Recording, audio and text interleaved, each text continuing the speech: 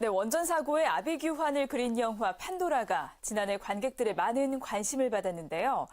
거기에 경주에서 발생한 지진 때문에 원전 사고에 대한 두려움이 더 커졌습니다. 탈핵 천주교연대와 에너지 정의 행동이 대선을 앞두고 차기 정부에서 탈핵 정책이 수립될 수 있도록 탈핵, 에너지 전환 시민사회 로드맵 초안을 내놨습니다. 맹현균 기자가 보도합니다. 원전이 지진으로 인해 폭발하자 도시는 아수라장으로 변합니다. 관람객들은 이 영화를 보며 제발 영화로만 남아주기를 바랐을 겁니다. 하지만 지난해 경주 지진을 겪으며 이런 재난이 현실에서도 발생할 수 있다는 우려와 걱정은 더욱 커지고 있습니다. 탈핵 천주교연대와 에너지 정의행동은 지난 3일 긴급 토론회를 열고 탈핵 에너지 전환 시민사회 로드맵 초안을 공개했습니다.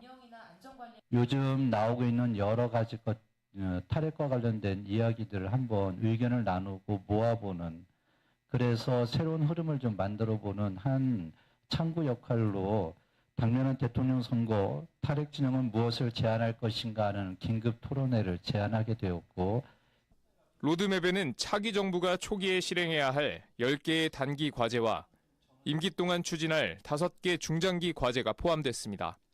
단기 과제로는 독립에너지 규제기관 신설과 신규 원전 건설 금지, 중장기 과제로는 안전한 핵 폐기물 관리 방안과 핵발전소 수출 중단 등을 제시했습니다.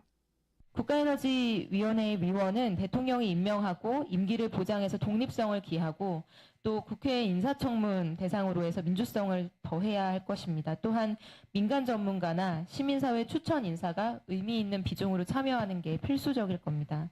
로드맵 발표에 이어진 토론회에서는 의미 있는 제안들이 나왔습니다.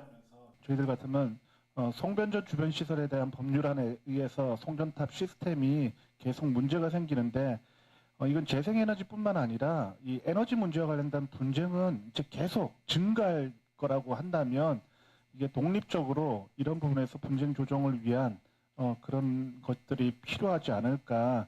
구체적인 행동을 촉구하는 목소리도 있었습니다. 탈핵의 내용이 무엇이어야 되는가, 그저 막연히 핵발전소 없어지는 것이 아니라 구체적으로 어떻게 이것을 실현해 나가고 9월 12일 날 있었던 지금까지 600회 가까이 이어지고 있는 경주 지진을 경험하면서 실질적으로 정말 이거 발전소를 멈추고 핵이 없는 세상으로 가기 위해서 탈핵 천주교연대와 에너지 정의행동은 전문가 의견 등을 수렴해 이달 말까지 최종안을 만든 뒤 각 당 대선 후보들에게 보내기로 했습니다.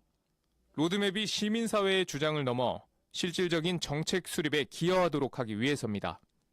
그동안 탈핵운동은 급속히 확산됐지만 정책을 수립하는 정부와의 공감대는 부족했던 것이 사실입니다. 로드맵의 목표인 걱정 없는 에너지, 현명한 전환을 향한 시민사회의 노력이 열매를 맺기 위해선 차기 정부의 탈핵을 위한 실질적인 움직임이 필요합니다. CPBC 맹현균입니다.